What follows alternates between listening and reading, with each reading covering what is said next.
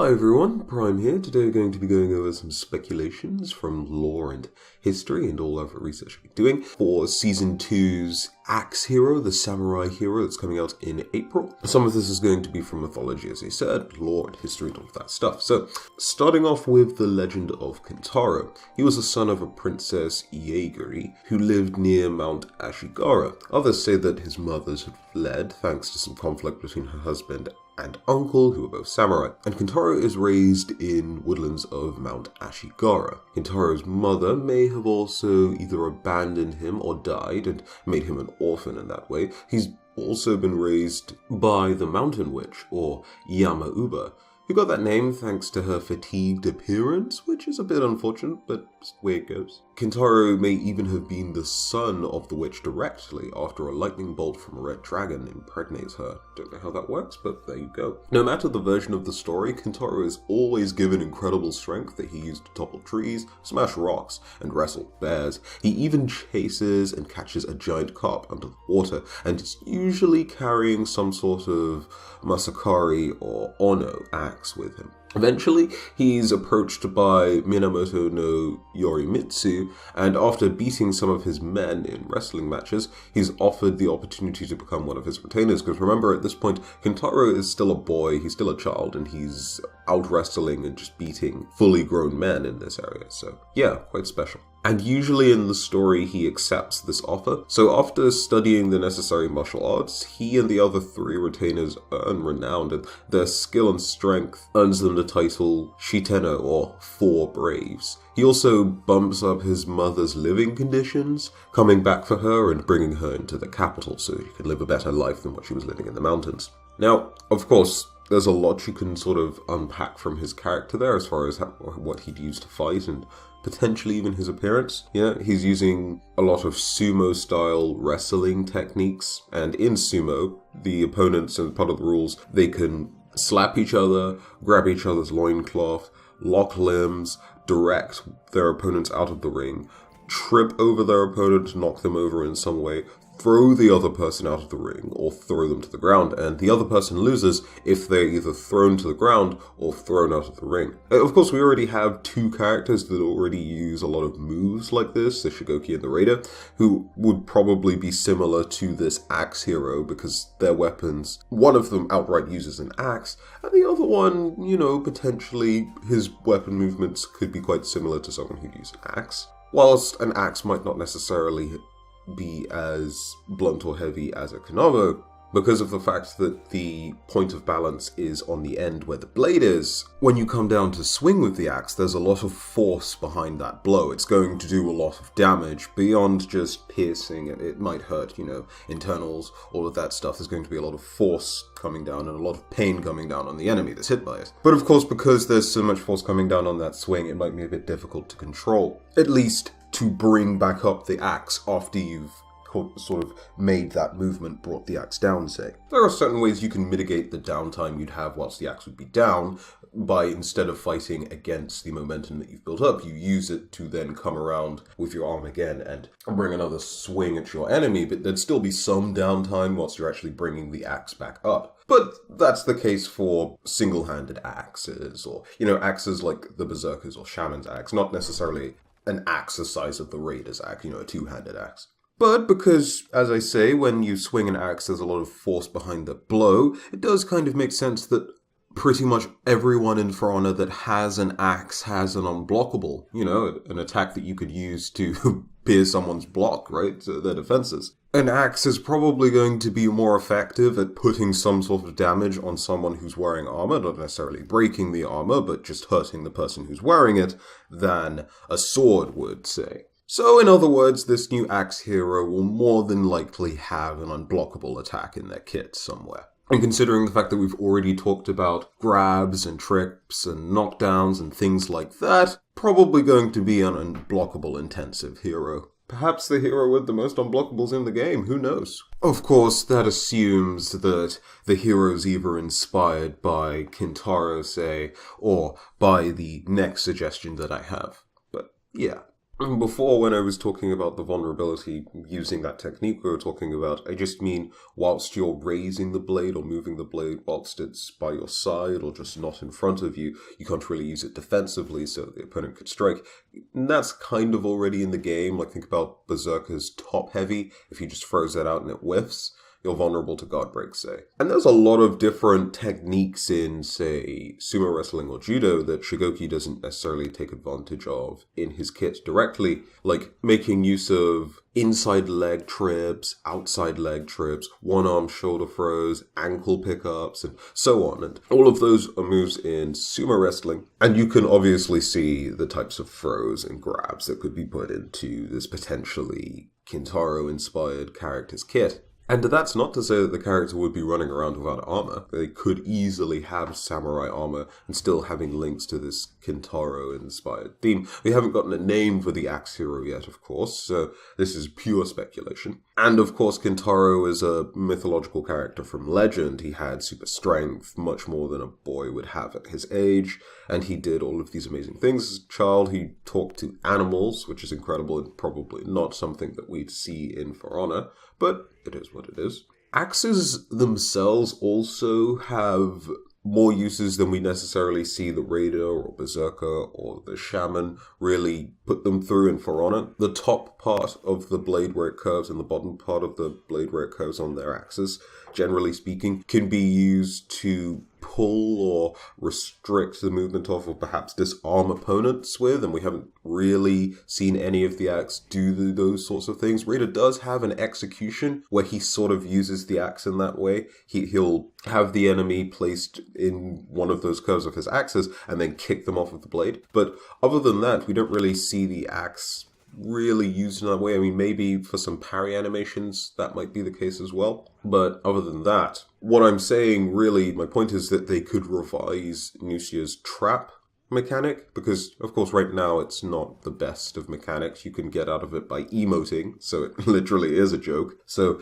they have some time to perhaps make it better, perfect it, and then maybe buff Nuxia like that. That doesn't sound like the best of ideas, but hey, it's something. It's a new mechanic that they obviously put in for a reason.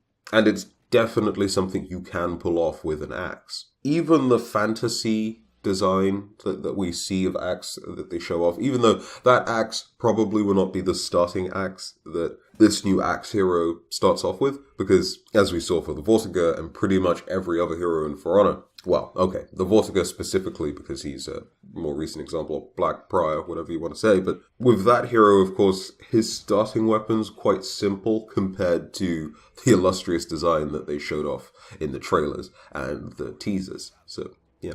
I don't know what specifically they could necessarily do to improve the disarm mechanic, but of course they've got all the information that they have, and perhaps they won't even go that way, but it's a possibility considering the fact that none of the axes actually try to take advantage of that mechanic. So I guess we'll just have to wait and see on that front. Or maybe they could just repeat the Vortiger's special mechanic and give that to him as well, through that sort of axe animation, but again, we can just wait and see. Now that's one sort of variation of how the character could look. We did, of course, get some sort of teaser for just the outline, a silhouette teaser of what the character will roughly look like. And I think it's fair to say that they're probably helmed. They're probably wearing some sort of armor there. That's quite thick parts, but also thin parts on the arms. So probably going to be looking something similar to Shigoki, except not fat. So that'll be nice to see.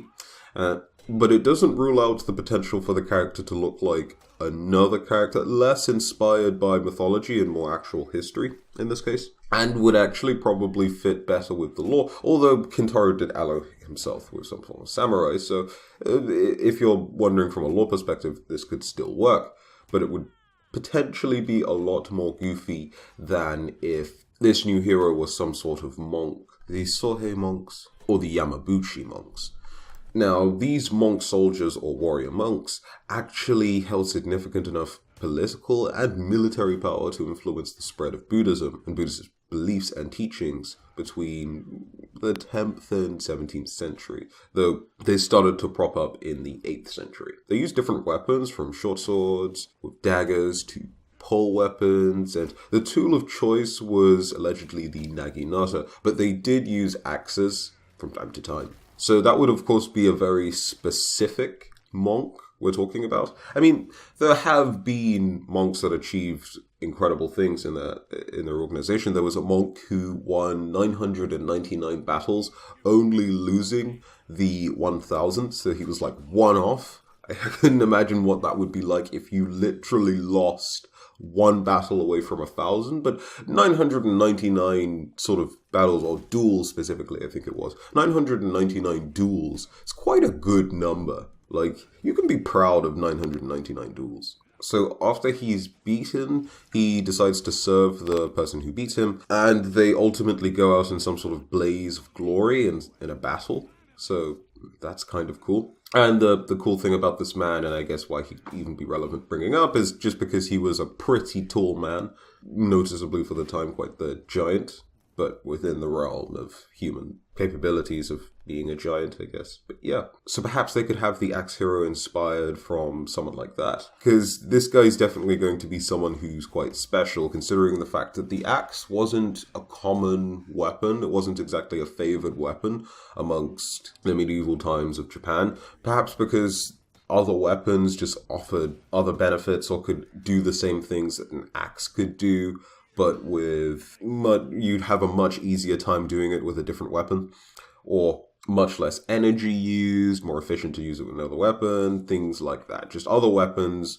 were better at the different things an axe can do than an axe itself. I mean, they did develop some version of the poleaxe in Japan. You know, they had like a spear with an axe on the side of it, or perhaps an axe with a spear thrust out of it, whichever, take your pick. But yeah, they had some form of poleaxes there. So eventually the axes, I suppose went out of style, but they had their day. And I'm assuming, much like the rest of the world, axes in Japan, or the Japanese medieval era, were much easier to make than a lot of other weapons, like the katana, say, or other variations of swords, because swords generally take a lot of work to make and very easy to mess up if you're not skilled enough to make a sword, right? If you're not a blacksmith, a trained blacksmith, but there you go. So these monks weren't afraid to use samurai armor in battle, and some of them would wear different degrees of their own clothing with the armor, so their own clothing being kimonos and white head curls, tabi socks, geta, which are like shinobi's like clog shoes, actual wooden sandals, or waraji, which you see the different samurais sort of wear, I suppose. The kensei, definitely.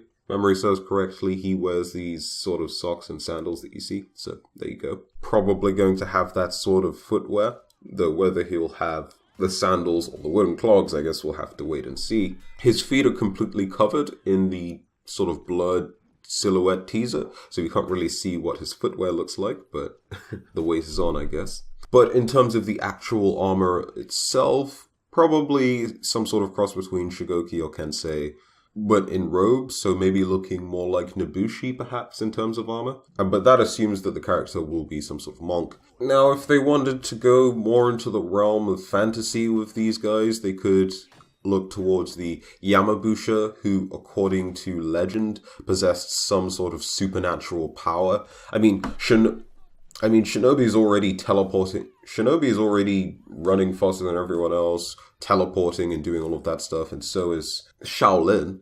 So having another character that's teleporting around and doing all of that, well, that's one of his alt ideas already there for you, if they decide to do this. And we already have, so far with the ideas I've brought, some overlap between the characters already. I mean, Shigoki's sort of already has a sumo wrestling motif with the heavy ammo going on. With the heavy weapon going on. And Shaolin would, of course, probably be similar to this character if they went with the monk approach.